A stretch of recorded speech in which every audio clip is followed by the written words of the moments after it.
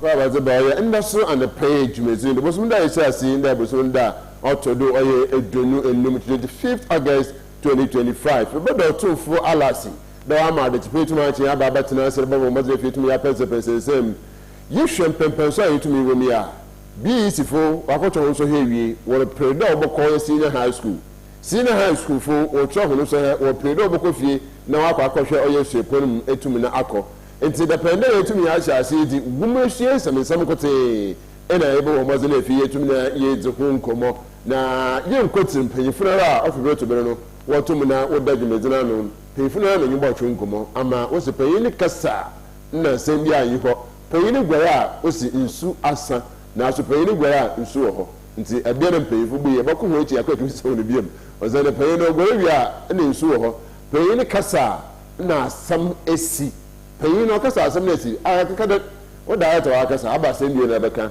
as a head teacher wo school and as a deputy wo school business o ma bi na abdala in the year ba bohwe ayi wumensia na numu mbabem kakra or the role of technology in education say you should have phone zaman akoro na hwe wumensia say dey ya keboma an obobwa na so what the role of technology ba sama wom na role so ba sama wom na education so aba sama na otumo wom nti inde yene say kan oye asinfosu district director municipal director of education or fear operating William ntum no phone ko nheba no mom on da wonje mom obutufu ama be fofo ya ba na je ho za etu baba ye ba wo sima ba bi ye ba ye ba de ne za akire nazamba na efi etum na ya akohene.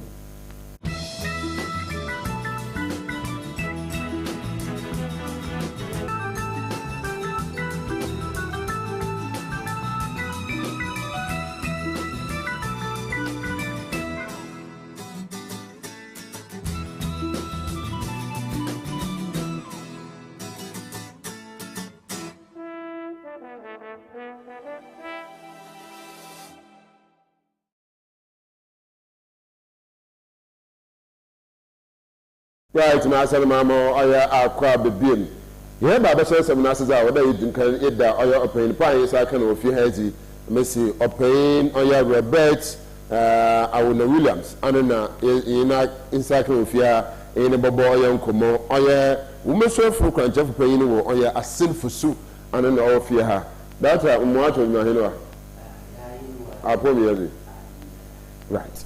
That's answer the boko hene imi bo fi bi abamam yi tumu da ababoto MC aboto na da ti ya di fo na fi tumu ye hwe yi a na ni hina wo me sonu musamsam why akozi oya asende aboto gba se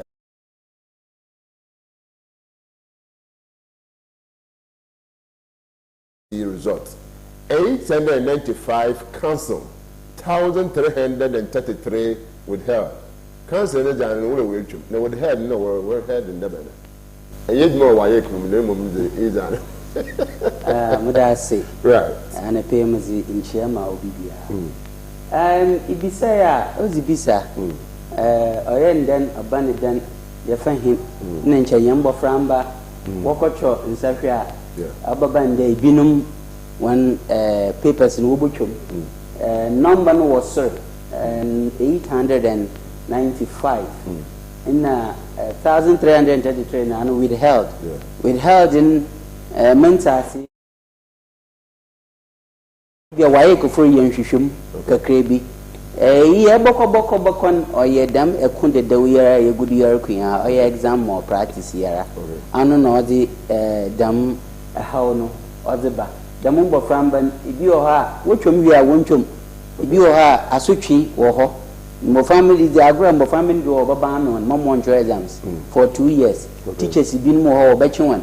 Oh, in some baby, inti, Yanina, they perform some nation, or ye damn examination more practice. Ye, if you because the number from be nearly 1,000. Wow, I've been papa, or Dama, Abanaso Abacau, Shede, KG1, 11 years. He had to tab of Raban over Baby. You can pencil to them now. Obabani there, Damabo friendly paper, which Yana Supo, a Wofana Supo, a cow, a Busia, at City, Bibasi, at Mina, a Busian Buffum, or Yazin, so mention, Nenche, afinda ye baban na ye improve mon said the or baby ebe fe bia akru bi wo ho na nche working na waso nyipa be 5 oye ni yenhu da nzama na orbo fom nti me james de henya ye bobom why kan hu genius kan henya parents and teachers obia henya ye bobom na ya hwe na ye reduce how bia otidam mo awie sem so de mboframbo na wa pass ndodo na benya school wa pena wa tua hon azusua do that nti as the yeroko nti de we le bu ye jizere bu wie another bobo from kra obi basi war no anu ye gudu na battles ni egbomi ni bi ye keka battles wo ni yezo ko war nti battles ni egbomi ni kaka kra me jamizi de bibiara ho biara nyina ya ja atum de yerekon damazin yebotum na ye efio nti obeye yenya hope that in near future some of these things will be very limited and are possibly removed. Right, I'm going to work out. Also, I'm a danger and bring and cabin over there. You bought to me a for nephew to me. I quote name or son of Brabo, who could him no quote in France Senate into Mama Danger. It is a director of Irish Nano, your mamma's in here in Irish. No, you're too far in the Pia of Bay. That's a young call a Hinoquanta is about him. Quando. What's the role of technology in education? Role. So you be a back Canada, now you have technology, you have education, you don't go for your yeka a roller. If you look at that, Jumedi, Abba Jumedi, needy will be beam. And see, you ever found a role of technology or trader, in Jumedi, Biara, Yerizi Biara, or your technology, or Jumedi Bia, Uziwum. See, beside a roller. I'm the back at the Jumezia BB Uzi or BB. Into technology, we machine and technology. Oh, BB technology. Marka a young canon, which a friend ICT Kakra. What is technology? What's it? The application of scientific knowledge to make our work easier and faster. Over the years, but we still okay. What you science no. Ni apply science na no abe technology. If you have for some ni epede yenya in application no. On any na yere kan years ho nkomai. Yes, BBBBA technology in the mriya yere kesi technology or role almost everything, but most importantly education. That's yes oye nsem ye yitu ye ba be mi a aba benefits na say if technology yitu mi education. Generally, almost BBA bia offended ye when abefo. In the car nara where canara po erika kapa yewo cars bi or technologically inclined nti ye obia friend we enye obia when you agi technology ho a oba ha kakra. In the offices bipa inyu minzeme bia wo technology ha bra ha kakra nti wenda we be hia de nyina o de ye for kwanu bi duna ye nyanyimzi kakra bi wo oye technology nti say maka generally damna o yina says boko education na ya ahwe ho no. Yeah, education is I have very left to the ahwe. Into education is specific ruler. Yeah. Oh, almost all round. Hu there abrabono we kejina technology do. Into on that basis say yanka say yentwana mana ye benye education and canon ni education basically we are thinking about literacy and possibly numeracy. In there, you will be a friend digital literacy. So, in your friend then technology, nimzia abaho abin kakra. In I think 2008, Ghana nankasa yehunide unhia into year policy be ICT in education. I think 2015 ye renewing kakra because technology bi be iyan su yanko yenyima obahaw adwen kakra mamanka asembia po aba BEC wonum na wo mark ICT daba na worusu nyimsentra mboframba na esua ICT no akonenyim sin ma yan curriculum all chewon into answers ni bi wo ha ebohwem na teacher yin na lan ebiepo onyim na mo abofraba no mo mekosua into mark na ye careful awbaka da abofraba na be weti iso na onti inti yeze baba ne significance in education yafa teaching enyi ehunda yaka textbook sam na textbook nyo o textbook ye botum za amon o hia papa na emom information na report obo textbook no do inti technology botum na wayazi washim in the books nyana wo internet mabo frebi sisa final year wa this other odu BEC na me try na aze ofie na hwaze books no wo ho eso mo ko internet a me more information and it's easy otum put na egom ohwe no TV do instead of oboko akati no book ni nyina ya adesua ni bi nti wo teaching they use BBA friend projectors is available in the adichena no munupo your real time use of the internet to give more information to the student or the learners in the teacher be topic bi wo ha na so ntasa ontum ndoji ana yebaka de on dodge why because obotuma ko internet wa ko YouTube obi a share the same topic wo ho na wa akohwe na we sua kwana wo fodo kire na so po wa atase ama wenya kwana wa eden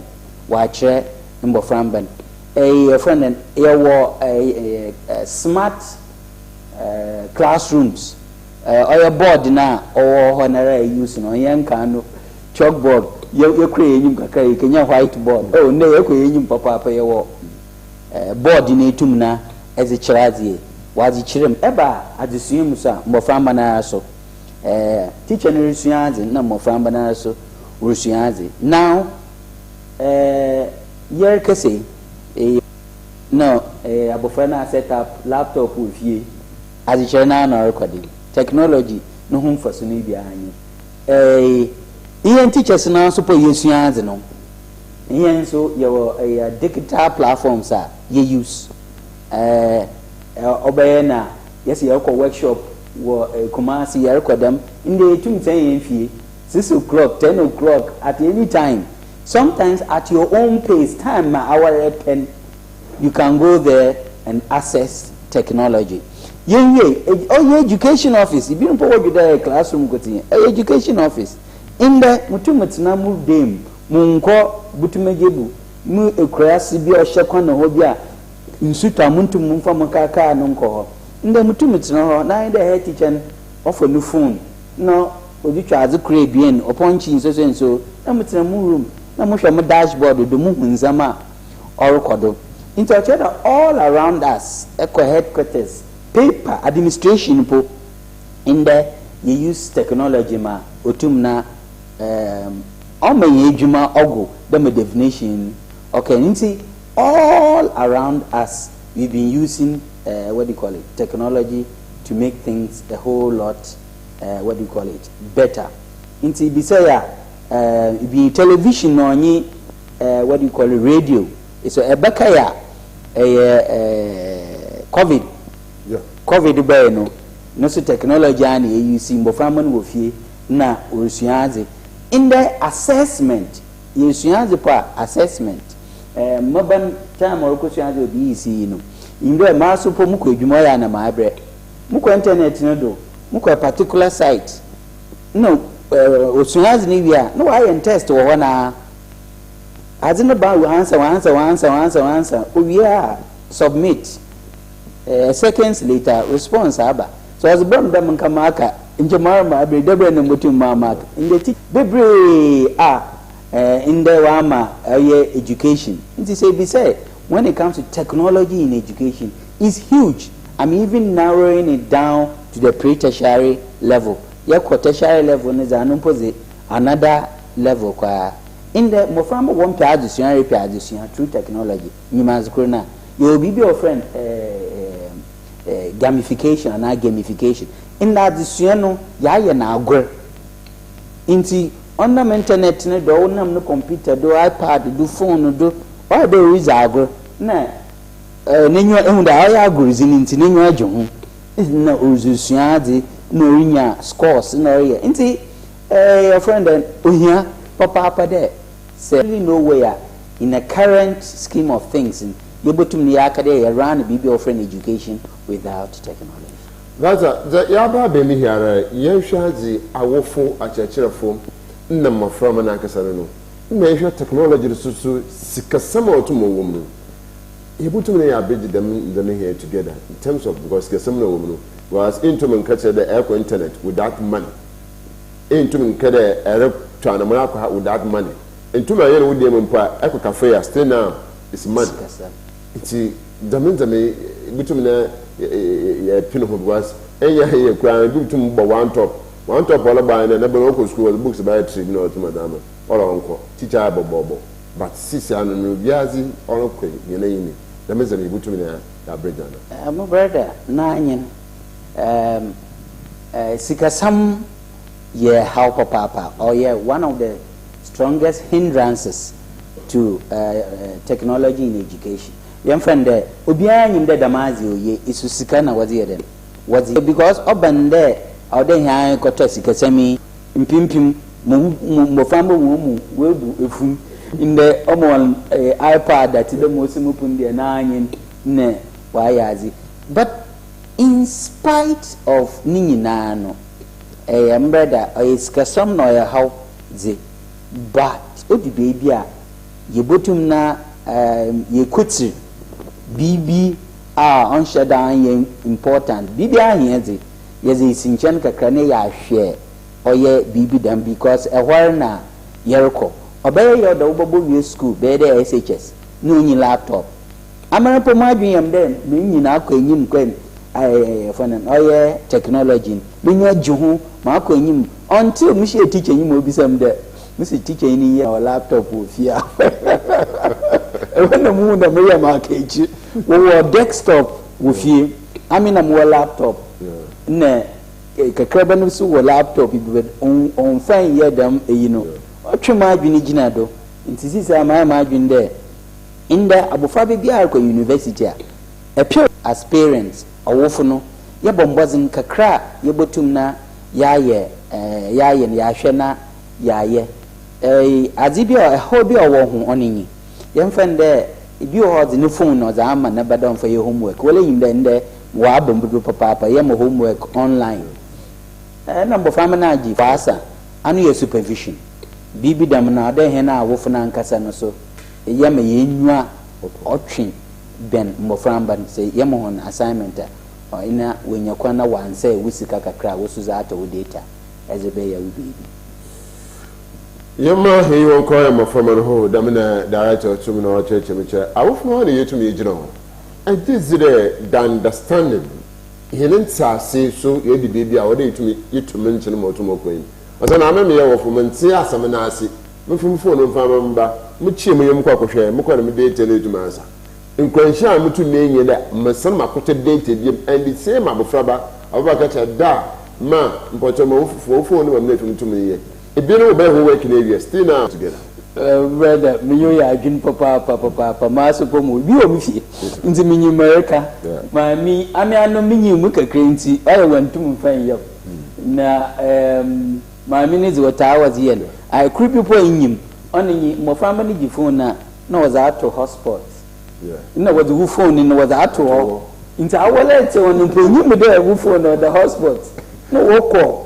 A desktop no na laptop no we use data into we when you an data ni na oko ade ye bombazin ya kwenje ni bi Costa TV wire ye bo obi bia ohun de times have changed mbere no wa asesa nti some of these things obokodo kakra ansana mbiripom na bia wa akọ fom na me ebo kodo ya kan de obi ambombozin na friend den this ya pio wa aba amide modwene ho de ada ifie mo friend den ifie router obo ho mo wobenya access abenza samotum na mutie DSTV yezi TV all the same thing.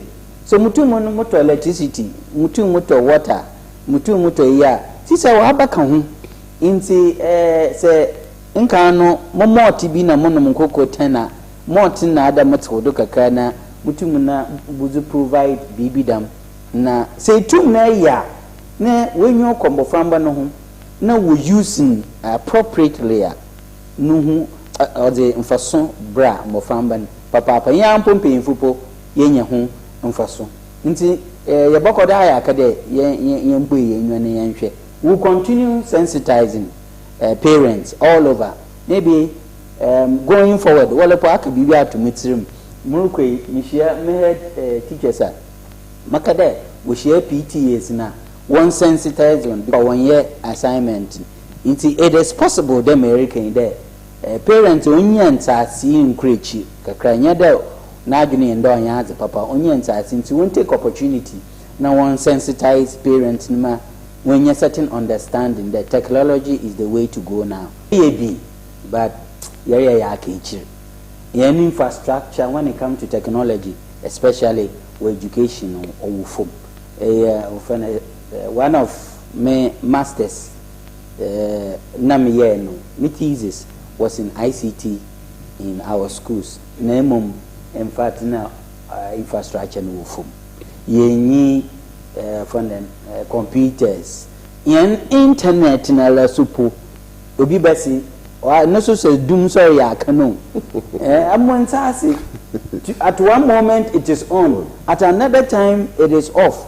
In the other time there is one particular university, Mukroho Kegzi Jumebi. And yana na area no face to face one more watching as no watching as 1 hour we are na breachir for so through technology and one so watching as obodo abofo one time na internet ni we see it on ba why bibio until any infrastructure no wo form na yafa yakọ I think within infrastructure now so you can talk about the access. Yimbe Ghana have serious digital divide between urban centers and rural areas. No, a phone call point. You can the on shada ya. If baby baby was a mukro face. Mukro be away. Yeah, telephone in our was a problem. Until without the telephony, it is true the telephony internet currently. Everybody needs it. Inti ekone ye bufferden nyina documentally on your bad. Yen ICT integration no yen documenting. Nyina wom speed at which we are providing this infrastructure and the access no or ifom kakra. Inti there ye upgrade ano onche bia yen salary o ma manda da onche bia ye negotiation you baby sir your phone allowance for buying data because my family you feel suppose baby auntie da ba no hwe mark on hwe on chebia woman data allowance yeah the na assembly na data aka send there my from wo sabi nkron kekremam nkron kekremam we dey kura sara che grade 1 team go kekremam no them data we are writing the same examination na do hot na kura se kakra na ko kekremam the bobo odesua the same person ababa krom nkron kesem na for abandon or compete on the same school with the same student. That's an issue so that ye whether excuse me to say ye neglect one actually because time I'm in school in any they are saying that they have neglected them, but still now an examination. We have convoys who are sending the papers to their centers, writing their papers, everything. It is still now you go to me a baby ebutum na fie tumi ya kwini enyi na no so mo am secondary school bi wo bo na edom na do san because obia pe dem ofi bi do wo na fi otum obo ebutum ya bi ebutum ya dem na me for that obia bi some dey ebotuma you don't expect to be the mother to the unity. Oh yes, ebotum pa one of the solutions in some literatures I may read to reduce them, what do you call it, chrome or urban centers. But there should be some conscious effort. Adibia out there chrome, woman double the other side, especially in the area of technology. In the dominant technology, in one so she a while. In the Ngofuta Akade, oh, may post the teachers. Akwe Krasi, one pede, what's no. In there, it's not about a deno betimum. It's not about vehicle or no. What the people are talking about is our access to internet. Internet, utumia, all the things opeda oyeno. Inti yes, it be say yebotumna ya bridge. We all of us must increase our effort. You I am from the post to say enqua. I'm also minja mukre.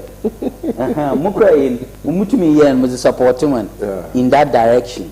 You see, yes, all of us should be especially, but of course our leader is always what I say anchor. It's easy you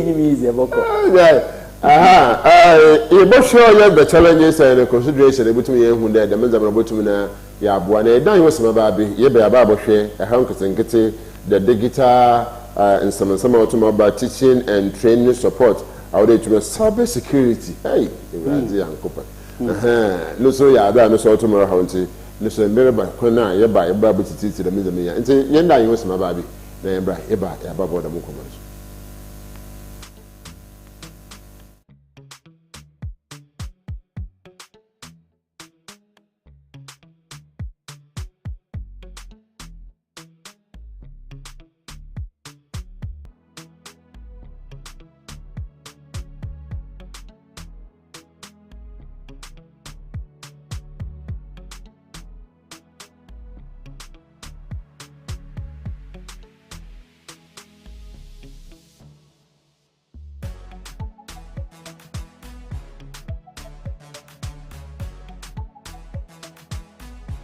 We sell gift shop, a place you can rely on.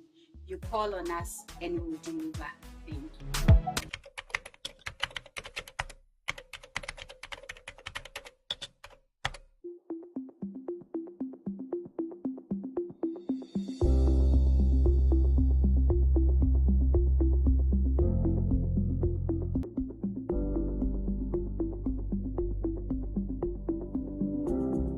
My name is Honorable Eduamwa Ekopein Oche, Central Regional Minister, and I welcome you to Central Region Expo Tourism and Investment Fair, dubbed Central Expo 2025, which takes place at Adisada College Park, Cape Coast, from August 22 to August 30, 2025. Our region is known for tourism, education, and agro-business, and we are excited to showcase our achievements and opportunities here at Central Expo 2025. Over the years, the Expo has created opportunity for many small and medium-scale enterprises to showcase their goods and services to the outside world. In many cases, exhibitors have come from almost all corners of Ghana and outside Ghana and have maximized their sales and revenues. This Expo is a fantastic platform for us to connect with businesses, investors, and entrepreneurs from around the world. It is a chance for us to learn from each other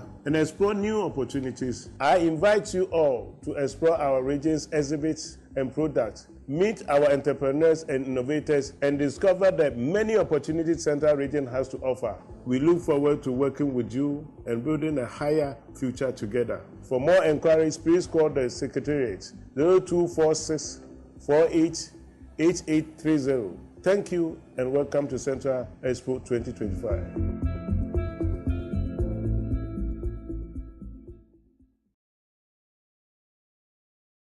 Yes, I'm here today to me, Karina.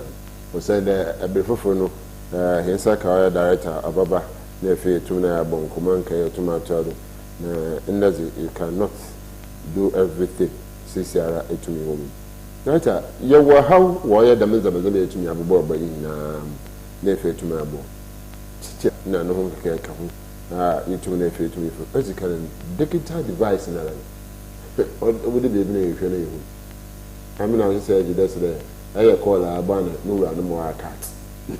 Nti da me problem yi a all ho ya sisiara. Etumi yim time no so imprempe wo tu aba oboto oboko. Won to mo affect mo fabe. Generally, discuss challenges now. Wide. Yasha some the yakakebi. Yaka infrastructure. Yaka divide between the urban centers no rural settings.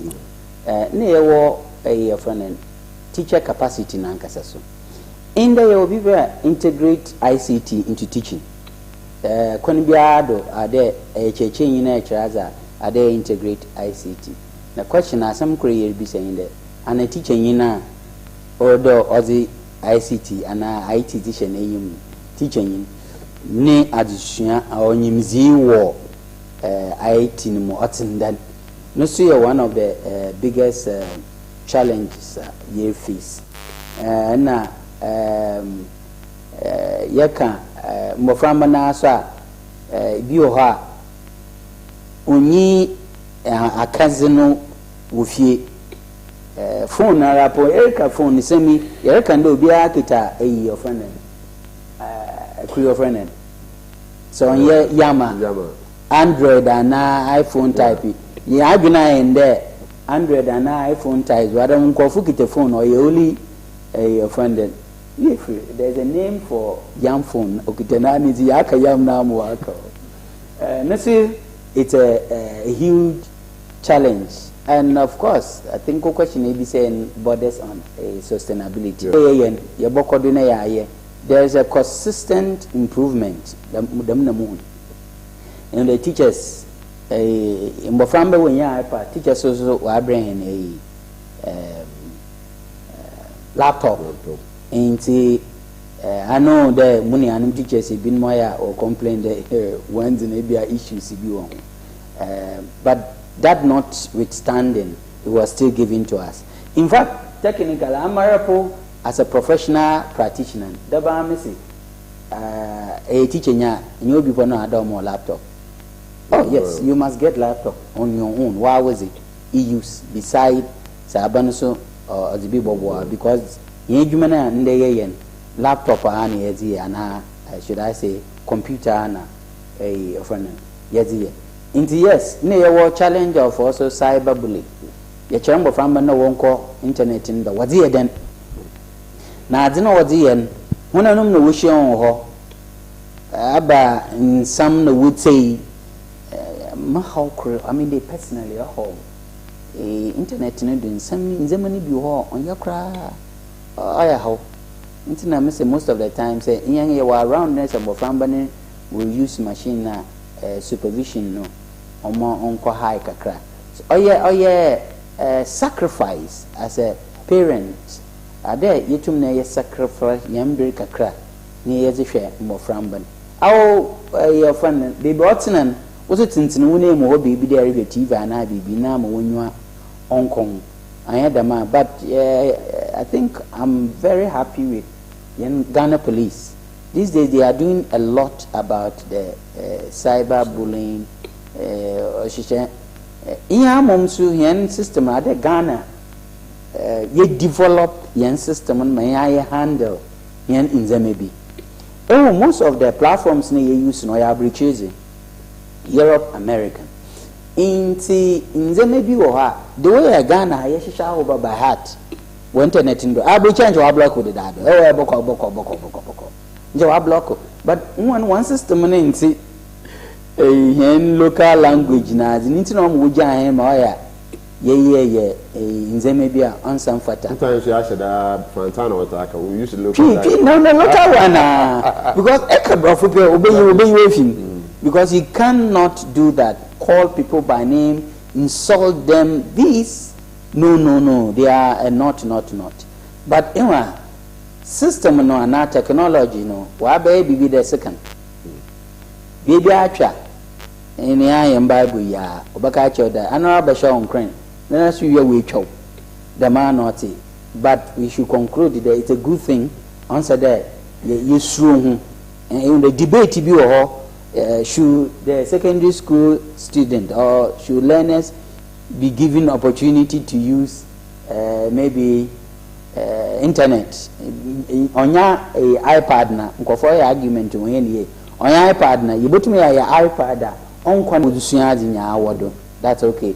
It is the connection to the internet where it takes them to other platforms in the mobile biwo. This is what we are scared of, but masra for on said yesu a good thing na nyi de nyina ye bohwe na boframba na so ye sha se ofie ye mo ntiti papa azena zemana bana adwunum ko de onko setting a site no create problem on farmer obibia. Into yes, we have to continue making good use of technology. We shouldn't give up. We shouldn't give up that. You share the teaching negativity or what teaching. All the teachers have the information enough. The teacher will now or use the phone. The only thing she or he can do is to receive and to call on your laptop, but you can access. Maybe from technicians over him. He will or fee, but he is operating the machines here. A lot of the parts he is moving, he's doing it. Okay. Until if you catch unless a laptop and sign up, I can do that. And you can't carry even tablet or whatever whilst you are moving, but you can carry the phone whilst you are also moving. Whilst I remember how many men will be more radio stations, so there's another DJ. He would DJ everything from phone. Whilst I overfeed. And now so with emergency there about no fee. All can hear no assistant and human now. Its teachers are watching him from Adam. Are they having enough information, enough equipment for them to also teach him from Anna? ABCB, the mobile create a knowledge is a yentuman kade winnie. Government had a deliberate policy. A bekaya and this is first now one my teacher's laptop in the caveat in there we train you once and was a laptop no palm. Indeed, teachers have had some form of training, but it's not enough. I agree. But it's not enough. We need a lot. Teacher in your pedo use technology, no use here. Using common, but me Juma. Well, my office so because of technology at the same time. Indeed, teachers need more able to deliver very well. For example, even the new curriculum is history by Shem. History no books because no history getting access to books even for the teacher to know to be able to teach no a problem. Instead there internet yeah. In fact, to be honest with you, mukoko baby amu nehu de nye teacher no forta. Onyum how pa site ade oko. Na in the office day my ICT coordinator na edwuma krota yen de daba no nenam. Nso onye site bia bibi wa na ja wato na ama your friend teachers. Sometimes people are offline or download no zema your friend teachers. Nti be say concerning knowledge na nzama we hia wan onye bi na mum dodo na ode wa ka kira ode was more training from maybe your machines na repo so ye na senche obeyen afibia obotwem awa was wa say no wa agi no am ofofra and laptop no was my teachers able to deliver well way of technology and so that they will be able to deliver very well. And school bia kamango tenche school bia don't projector. These days in the masses ya draw things are, and you realize that anytime you are teaching with technology, the children are interested, the learners are excited. Into schools for one kasa we procure one projectors and few things that was it as it, but I think there's more room for improvement. I'm not so because this year no the interpreter from that's you share the sustainability of all what we have discussed now, from the parent, from the student, teacher, bachelor, the sustainability from the student is not there. You have call the next page, Obisana, as an eye. Now from the teachers, them previous government, what is a laptop so to marry. If you crowd the baby in a laptop, not turning. As in I was not for sales, so or turning laptop or the KGBB. No, I don't laptop later. I don't need other students. What's the mama afraid down for Nangas and some point? She would dear call in schooler. But I buy, I know the receiver no call. Tell him I may be saying, I was that would be a call on you sit there. That's a before. It's had you over your back. Phone is here, interesting. You don't need a SIM to make a call. You just need source of internet. That's it. You'll be able to make calls and do all manner of things. But back to the question, you any choice. Baby, we are zero can. You any choice. In fact, technically speaking, Mr. Starting McCain, in baby one poyake. Inti more day in there, I dare a con video. Na yefene make sure that you into munkade challenges will mean see. Ye na kwa anaye jay. No. In fact, there is no alternative to the fact that our day is to sustain this project. It is also not right. Me one of those advocates long ago. First one about na munda hasn't been in Namtana. I was shocked. I'm like, for real? Why? This all jana the amanaba. Fine, at least that one is happened. But it was meant to facilitate wala way jumano to begin with. Into any choice. Into maybe I there. I dare share Quanibido. Into Bosha, the last one ipo. In a cost near too high for Aban. Into a project to be unions. Or you're not grad for Nazin. No, okay, into them, na banaso, on for them on sword. Why do you think unions will enter into something like that? Obviously, when we there, I don't know, are they sustained? But if you are banankuti into now, then on yet, in the people, before people of negative, see, oh yeah, double negative in the there is also good news in the use of technology. Nancy Munde capture information in Poayamada. It should have been captured in a way of project school, not only school, education, and the learners as well. Because we're in this Moframan or Bokodo, you make sure that won't use technology in the negative way. Are there, yeah, friend, you boy, and woman can be the animal bear McCain. Some Moframba 800 no school. And that's a woman 5. No way, I saw dinner. Kade you to me actually 700 and so once why you good. So the picture is not all that bleak. There is a good news in there. Our headmasters, our teachers are doing wonderfully. One more when you the necessary help must be given from the school level through to the education directorate level up to the government level. And thankfully, in unions and also once what I say, once we have no choice but to push this agenda of technology in education. Right, that's a miracle. What I make no do now. Abu boss of the parties and middle small say echo or a different platform if you can work it out. The issue is say Sarah no in Canada basic no. The war I want to bring my way. I'm on for book there. The tennis play. Right now, the limitation of when you are asking a teacher, I send you also as a letter buyer, Damakasa, a head teacher also.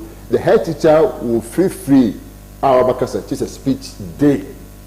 And impose so on to suffer some jokes, so on to suffer some joy. The Mafamoya Bonnie to me come with social media, more criteria and o de sigala de bia o sigya nte dam we no o ya accident fanti be wotu no ye dem ase aka fo na ba mafo mutum kan no so we hu de o nye sabi so on sam patan gotan de bia o we hu ne yi mo hom da azu no tomorrow ko ibu hu na chere hu no phone na o du twa no small one na wo da aka akoto wo de koto phone ne capture the on ye da camera as I capture ne fi tum na feature na metum ne ni na o da is o ye tum ne bi isa the best teachers because director your friend we teacher friend now all of us okay permission no me interaction with the media me ba han ne da mazi o hodin but must san kakra me media men is in komo you see what you there Ghana Education Service as part of our rules of engagement, you know, also when it comes to information, you must take permission from above, or a rule no okay to them. Assembly. Say, as someone or a good news, do you hear the powers that be asking you, did you take permission to say the good news? No, they don't. So the problem has to do with the bad news. And the challenge with it is this. Arrangement industry say wahawa. You don't have any problem selling a how no. But make sure that we immediate supervisors are aware no way to an money be na bibi before sepede nyi obi in command. Most of the time in urban there Ianum practitioners, you expect that the MP only day you go school.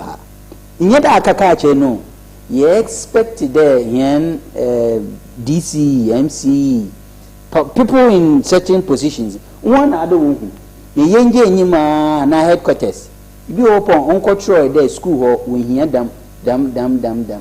Now, sometimes, so headquarters for expect that some of those challenges, how as the immediate person, you have what it takes to do something about it.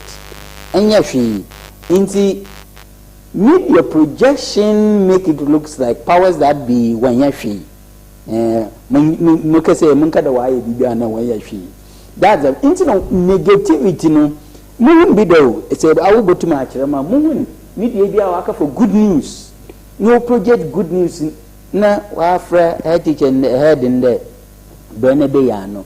Most probably, no, a honey in the Abia powers that be no on fana a hono on phone crow ye. Same phone crow ye ya, Nessa when you man, don't know fro. In there so offer. Overflow MP. Now if your so be horse when you and now be dumpty how we carry the information on any problem. We be able to was a be upon Yano Corpo, Meso Baka. Intina we are well you may open information management and I need them no fair. So we manage the information such that it wouldn't make anybody look bad. That's a was on for before I be don't worry, Moody through my campaign now more. One group more once when you're when you will, that's it. Yeah, it's about some tough name. Oh, in summary, Mamaka, I shall be there, especially a parent, you are a teacher, you are administrator, whoever in the space of education or in educational space, you must understand that technology has come to stay. In fact, technically speaking, more there bombazine to me. In your small area, you take technology in education to another level. Parents, you must understand. My family no baba, your phone was a homework because baby drinking. On here there was the work on internet. No to more use phone. No was the assignment. Almost the queen some canon book on contain. In the book no about here more information. Na yes, they can only get it on the internet. Into our bottom, ato laptop is a urban pocho, tomon. Our bottom na ato desktop wofien, bombazin nato sifie. A contribution be a bottom in this area, bombazin na yen for support oban because mo from na sisi wo school we paying for e kwana obafa do aye adwuman onye nde e kwana hen yer for the into they need the technology to be up to par. Nti when bombers na nya yen support we make sure the technology in education is advanced. Right, da bena asem na te ba da oye directors papa fi oye asen fu so aba kan say to ma boy mon koma etum akodo na edwuma yefu na chechefo na office fu ya ehia wonshoko da tele bi obasha en hwe bohwe da kure bokwa akahye no na office na yetum na so ya bonkomo ho from there na ahwe oye no schools nkomo kaka nti we find time because and I to game na say that nti always I feel happy wo oye na edwuma zu kan pa ye boy na dey bi so na chere PT meeting bi so kodo school baby was kapika akapika de ni hina yetum izabum was oba na man wotum na wa aboa papa nti dan so ko botum amman ayile bushafu ina nkankan Mrs. Williams bi be wo do amichia so nko ya mi sha papa ayi munua na mi hina de hona sepi de wotum na abakan yin sa wa ya ne pe ebe foforo no ebe puso na man na sembere wo ma e ba sa nature because zayetu make in some yes, a small bit of, but in the Baby, we'll find time to dig more on that. Nephew to me, Ankasa again. It's Shannon so that they be into Judas or Costa TV. BBS 1 year so I will talk issues on education. Can say I'm from a BC if we make a toll will be to do tonight. No, Baba, a baby to me, I share. Ankara banish you to my bar offers out. Awful, what to tell someone that a barrier and answer into also man can free into a catana hara the mara. Into Bomazan Bobo, so the PT from Pool with Medipi. Just last week or last 2 weeks, you could donate and can I get because I'm there. I get Memorial School. You can donate 100 pieces of your bets to me the Memorial School. It is and you do once and found one. We cannot do that. Nti about to tell so I could swallow mamaza yina ye kwa akobwa chechefo na teacher sabi usana first one osana ma BBC no e teacher afema ye ntabo na entum na was teacher na nyen didin dey cassette ye pia shana ho be pia the same teacher will go back aka chewa baade